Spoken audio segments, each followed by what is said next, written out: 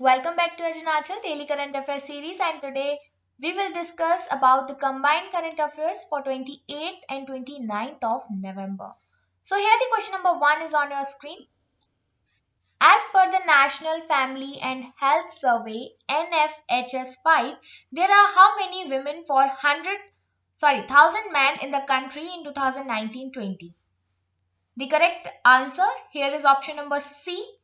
1020 women are there for 1000 men in the country in 2019 to 21 census, right? So the government of India's Union Health Ministry has recently released the results of fifth round of the National Family and Health Survey, which is conducted in two phases between 2019 and 2021.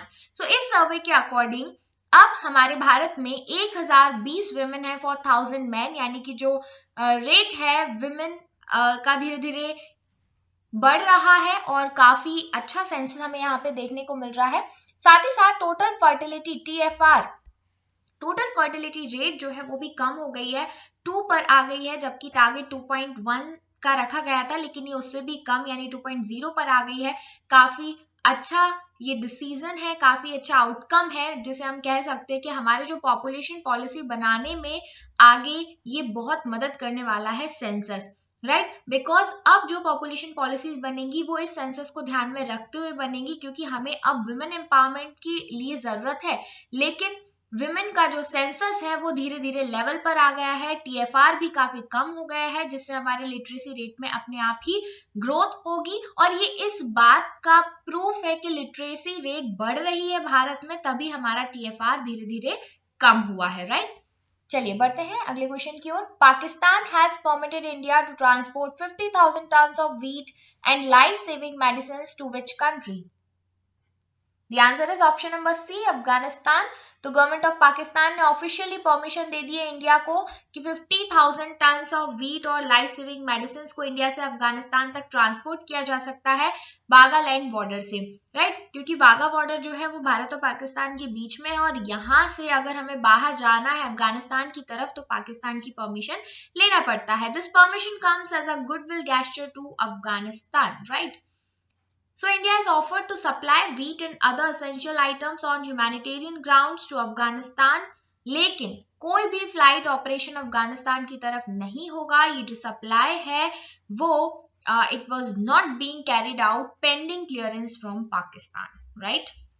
तो बढ़ते हैं अगले question की ओर। What is the name of the theme-based tourist circuit trains announced by the Indian Railways?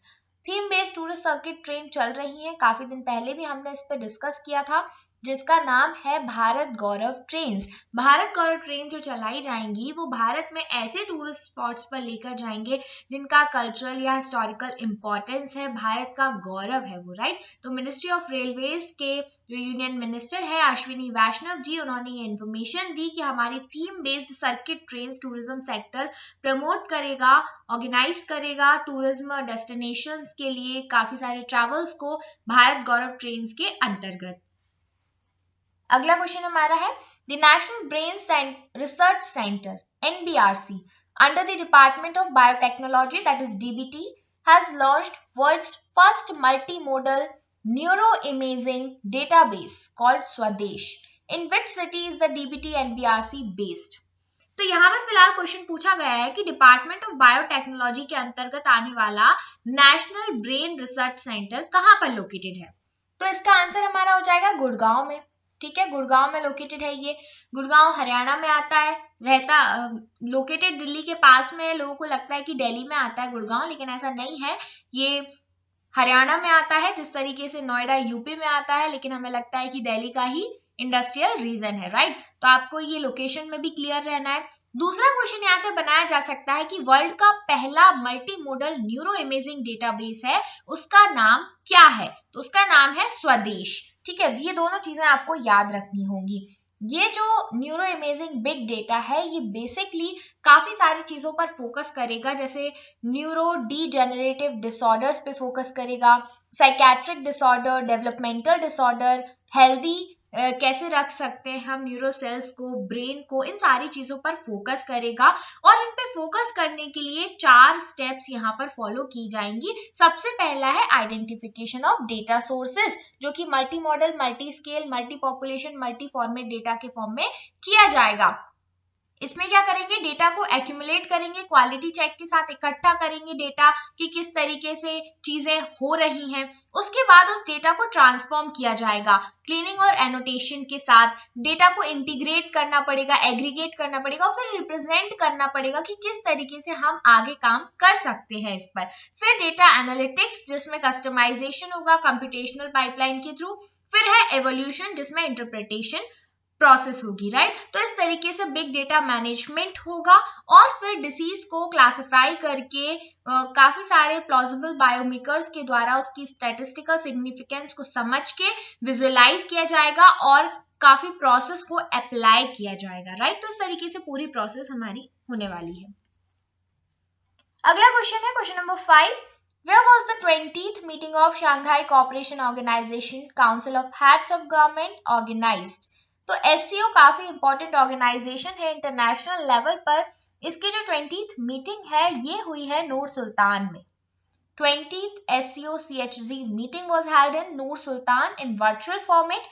Virtual format में हुई है क्योंकि कोविड-19 के कई सारे वेरिएंट्स वापस से नजर आने लगे हैं हमें और ज्यादा डेंजरस कंडीशन होती जा रही है कजाकिस्तान की चेयरमैनशिप में, राइट। तो भारत से एक्सटर्नल अफेयर्स मिनिस्टर जो है एस जयशंकर, इन्होंने इंडियन डेलीगेशन को लेड किया 20th मीटिंग ऑफ एससीओ में और ये 25 नवंबर को हुआ। अगर हम डिटेल में जाएं कि एससीओ क्या है, शंघाई कोऑपरेशन ऑर्गेनाइजेशन, ये एक परमानेंट इंटरगवर्नमेंटल इंटरनेशनल ऑर्गेनाइजेशन है।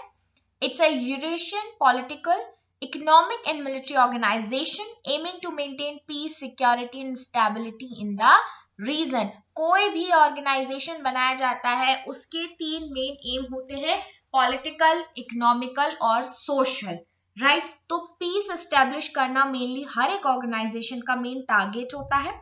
इसे बनाया गया था 2001 में, लेकिन एससीओ चार्टर साइन हुआ था 2002 में और ये फोर्स में आया 2003 में। तो 2 क्वेश्चन यहाँ पे इंपॉर्टेंट बनते हैं। When was the SCO created, that is 2001, and when SCO came into force, so that is 2003। Both you have to remember. So it's just a statutory document which outlines the organization's goals and principle, as well as कि उसका structure कैसा होना चाहिए, core activities कैसी होनी चाहिए, किस तरीके से हम गोल्स को अचीव कर सकते हैं, ये सारी चीजें इसमें लिखी गई हैं। कौन कौन से लैंग्वेजेस हैं ऑफिशियल एससीओ में, तो वो है Russian and Chinese. Remember, Russian और चाइनीज ऑफिशियल लैंग्वेजेस हैं एससीओ के, not English, not Hindi, right. अगर हम मेंबरशिप की बात करते हैं तो यहाँ पर आप देखेंगे कजाकिस्तान इसका मेंबर है, चाइना है, Kyrgyzstan, Russia, Tajikistan, Uzbekistan, India and Pakistan. तो मोस्ट इंपॉर्टेंट थिंग कि एससीओ एक ऐसा ऑर्गेनाइजेशन है जिसमें इंडिया और पाकिस्तान दोनों शामिल है, बिकॉज मेजर ऑर्गेनाइजेशंस ऐसे होते हैं जिसमें इंडिया और पाकिस्तान दोनों की सहभागिता नहीं होती है, बट एससीओ में दोनों ही है, राइट। यहाँ पर अफगानिस्तान नहीं है, याद रखिएगा।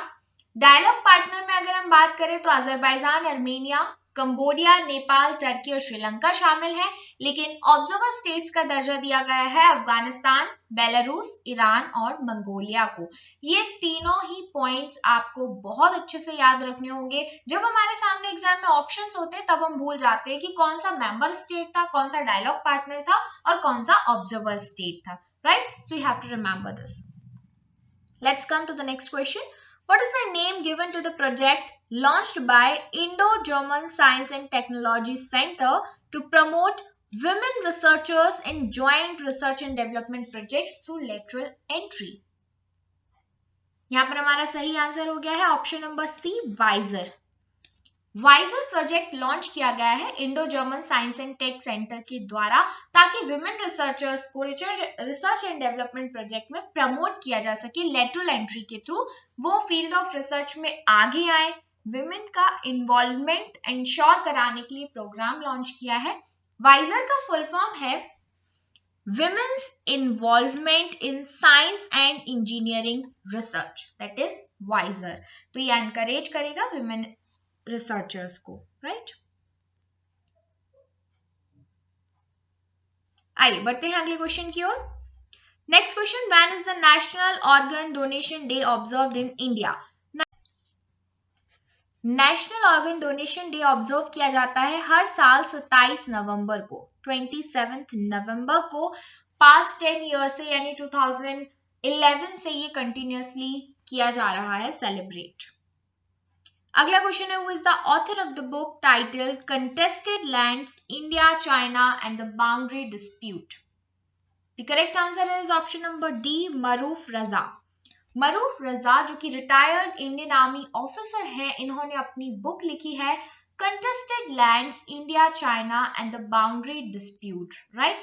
ये बुक काफी इंपॉर्टेंट हो सकती है बिकॉज मैंने भी नहीं पढ़ी, अभी आपने भी नहीं पढ़ी, लेकिन इसमें जो डिस्प्यूट्स के बारे में बताया गया है इंडिया और चाइना, जो कि आज करंट में अगर आप देखें तो इंडिया चाइना के काफी सारे डिस्प्यूट्स है, दूसरे कंट्रीज के साथ भी हैं और इंडिया के साथ भी, चाइना के. तो ऐसे समय में ये बुक एक इम्पॉर्टेंट हो सकती है और इसे आपको याद रखना है ऑथर के साथ. मरूफ रजा जी की ये बुक है. अगला क्वेश्चन है, what was the theme of the Azadi ka Amrit Mahotsav celebration week by the ministry of women and child development? The answer is option number C, children ideas, rights and nutrition. So the Ministry of Women and Child Development, that is WCD, commemorated the Azadi Ka Amrit Mahotsav week from November 14 to 21. 14 नवंबर को children's day था, उसी दिन ये शुरू किया गया.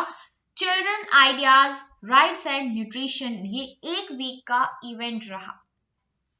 अगला question हमारा है, who represented India at the 20th meeting of Shanghai Cooperation Organization Council of Heads of Government? अभी हमने बात की थी कि एससीओ की जो मीटिंग हुई है उसमें इंडिया की तरफ से जो हमारे एक्सटर्नल अफेयर्स मिनिस्टर हैं एस जयशंकर, इन्होंने पार्टिसिपेट किया इंडियन डेलीगेशन की तरफ से.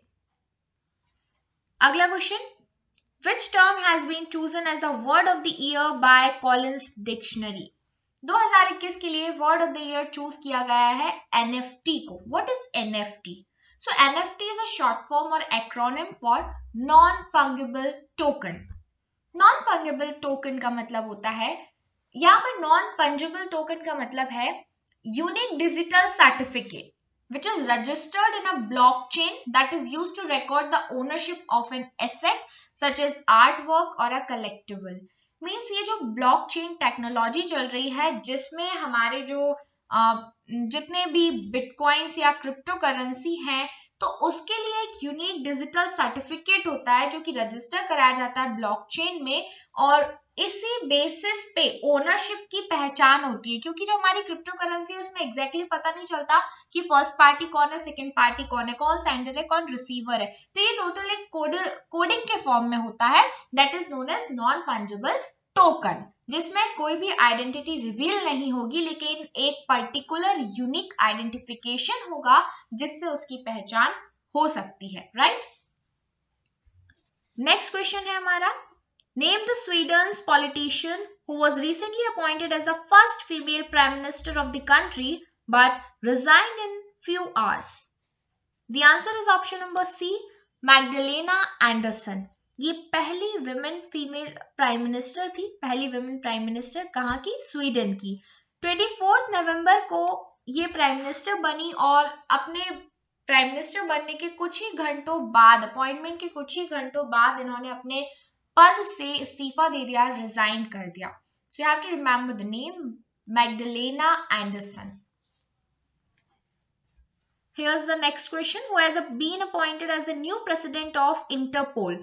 तो इंटरपोल के नए प्रेसिडेंट चुने गए हैं अहमद नासिर अल राइसी.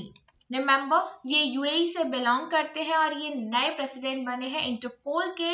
इंटरपोल का मतलब है इंटरनेशनल पुलिस, जिसका हेडक्वार्टर है लियोन, फ्रांस में. रिमेंबर हेडक्वार्टर काफी इंपॉर्टेंट है और इंटरपोल जो बॉडी है वो भी काफी इंपॉर्टेंट है. कमेंट सेक्शन में आपको बताना है कि इंटरनेशनल पुलिस इसे स्टैब्लिश कब किया गया था. And also you have to say that is this a part of United Nations or not? Next question. Under RBI's new directives, what is the minimum initial capital requirement to set up a new universal bank? The answer is option number A, rupees 1000 crore. Initial paid of voting equity share capital जो net worth होता है वो 1000 crore rupees होना चाहिए नए universal bank को बनाने के लिए। अभी तक ये जो कैपिटल है इसकी लिमिट 500 करोड़ रुपीज थी, लेकिन अब इसे बढ़ाकर 1000 करोड़ रुपीज पर कर दिया गया है। That is the minimum initial capital required to set up a new universal bank. Now come to the next question. Which state has emerged as the poorest state in India at all dimensions in the inaugural National Multidimensional Poverty Index that is released by Niti Aayog? The correct answer here is Bihar. Almost हम हमेशा से ही पढ़ते आ रहे हैं कि जब भी poverty की बात चलती है तो बिहार का नाम टॉप पर आता है। तो गवर्नमेंट का जो थिंक टैंक है नीति आयोग, इन्होंने पहली मल्टी डायमेंशनल पॉवर्टी इंडेक्स को रिलीज किया है to measure poverty at national, state level and district level. तो इस इंडेक्स के अकॉर्डिंग बिहार ऐसा स्टेट है जहां पर highest level of multi dimensional poverty देखी गई है। 51.91% of the state's population are multidimensionally poor, right?